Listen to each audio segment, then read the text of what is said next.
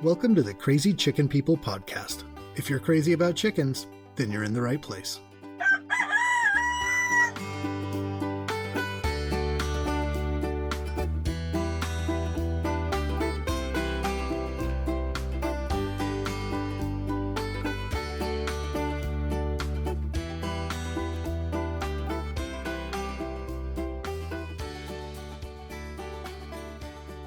Hey, what's up everyone? Welcome back to the show.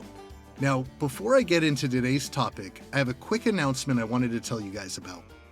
A few weeks ago, I was looking for something new to listen to, and I found a chicken podcast that I hadn't heard of before called Chickens Every Day, hosted by Garry Valerie.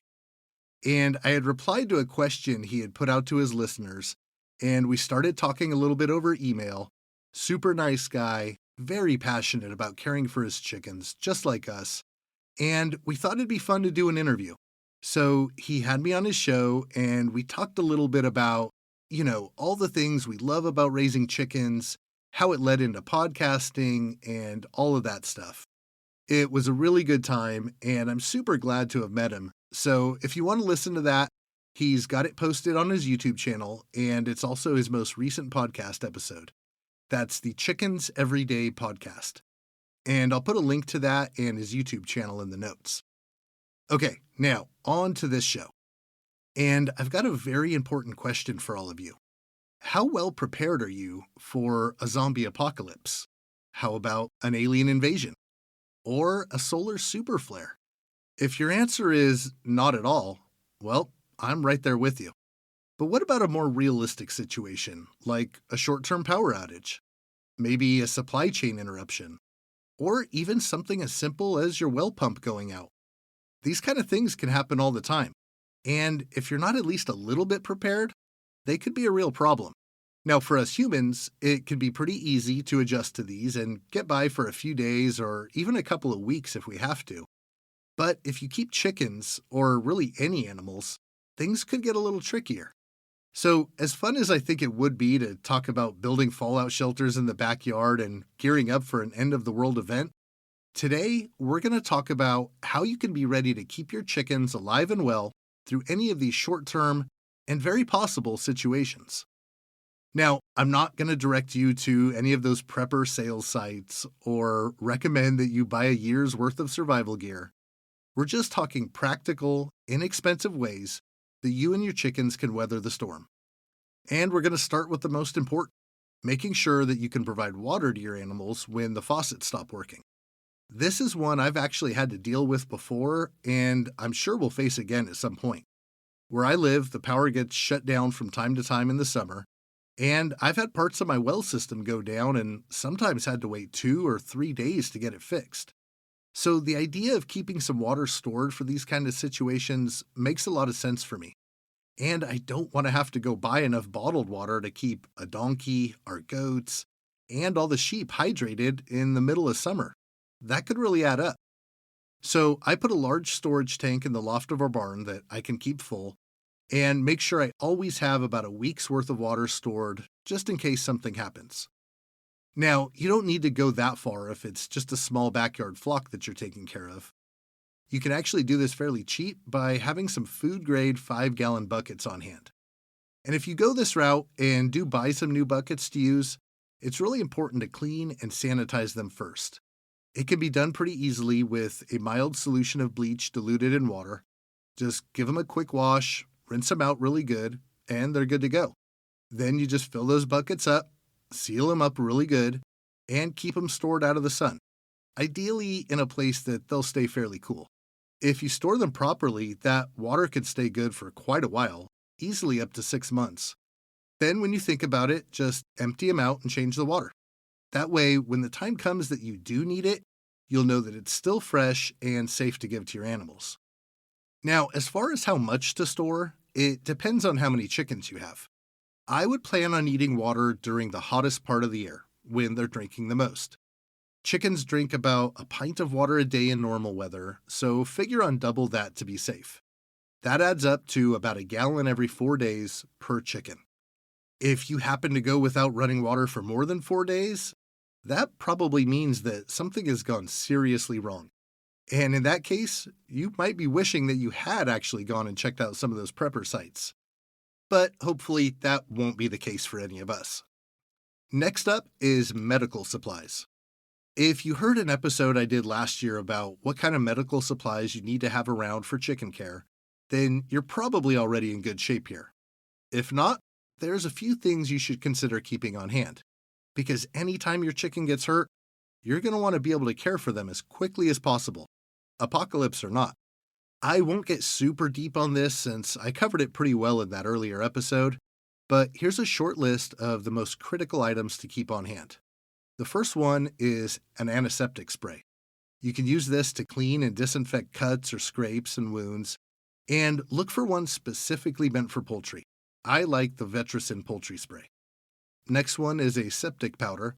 This stuff stops bleeding quickly and can really be a lifesaver. Then, of course, you'll need bandages. Once you get the bleeding stopped, you'll need to wrap up that injury to keep it clean. And right along with that goes tweezers and scissors. You'll need something to cut those bandages with, and you might even need to trim some of those feathers back to expose a wound. A triple antibiotic ointment is always good to have around. This prevents infection in open wounds, and it's actually okay to use the stuff meant for humans as long as there's no pain medication in it. That part is important. An electrolyte powder is always good to have around. Heat illness can be very serious, but even regular injuries that stress a chicken out can cause them to get dehydrated and run short on electrolytes. And then some disposable gloves. When you're treating injuries, you don't want any bacteria or anything like that to spread in either direction. Now, one thing that doesn't exactly fall under first aid, but could be a lifesaver if you're raising chicks, is heating pads. Imagine if you had just brought home some baby chicks, or maybe you hatched some yourself. You get them in that brooder, they're all set up, and then, boom, power goes out. Maybe a big storm rolls in and a tree takes out a power line. The electric company sends out a message that the lights are going to be out for the next 24 hours. If you don't have a way to keep those little chicks warm, they could be in real trouble. But if you're prepared for something like this, then you can make sure those chicks are able to weather the storm right along with you. I think the easiest thing to keep around that won't take much work on your end is those hand warmer packets that you can usually find in the camping department. Putting a few of those under a paper towel or something like that will give your chicks plenty of warmth. And if it happens to be super cold outside, you might think about getting that brooder in the warmest spot that you can, or insulating the outside of it by wrapping a couple towels or a blanket around it. But having those hand warmers in there, changing them out when they get too cool, that will keep your chicks alive. Now, if something happens and you don't happen to have any of those, you can also heat up some water, assuming that you have some kind of a camp stove or something like that, and make some bottles of warmed water for them to snuggle up on. Those won't last as long, so it'll be a little bit more work, but if you're in a pinch, it will get you by. And you could also heat up some rice, just dry rice, not actually cooking it. But if you can heat that up over some fire and fill up a sock or something like that, again, it won't stay warm as long as the hand warmers, and it might be kind of a pain, but it will keep your chicks alive. Okay, gonna move on to feed now. But if you feel like you need some more info on the first aid stuff, go and check out that older episode I did. We really covered it pretty well. Now, there's a lot of factors that could come into play that might keep you from being able to get that chicken feed when you need it. Power outages, like I said, and something like that, if it happens on a widespread basis for even a short time, it could have a huge impact on our ability to buy food, even for ourselves.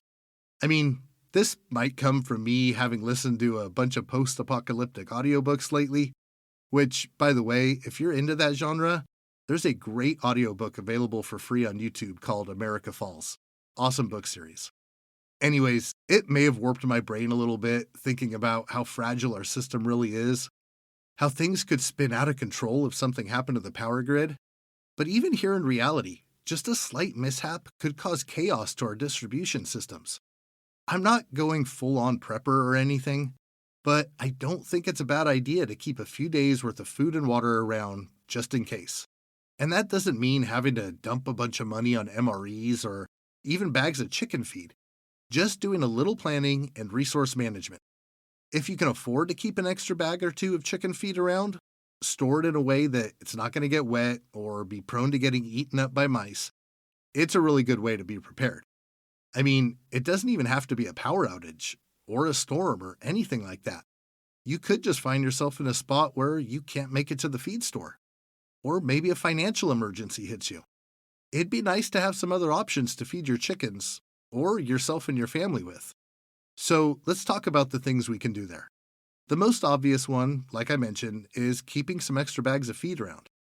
If you can bite the bullet and drop some extra money on feed bags, that's a really easy way to go. Right now, I go through about 2 bags of feed a week, a bag of layer crumble and a bag of starter feed for the silkies. So in my case, I'd want at least an extra bag of each on hand, stored in a good waterproof and rodent-proof container. Garbage cans with lids can work great for this, especially the metal cans so that the rats can't chew their way in. And that doesn't mean just locking up that extra bag and then forgetting about it until the emergency does hit, but continuing to buy your weekly bag and then rotating your stock so that you're always using the oldest bag you have around first. And you can store feed for a little while if you want to. In a good airtight container that's kept out of the sun, it should stay good and keep its nutritional value for up to about 6 months. But I think if you do rotate it, that means that you'll always be feeding your chickens good, fresh feed.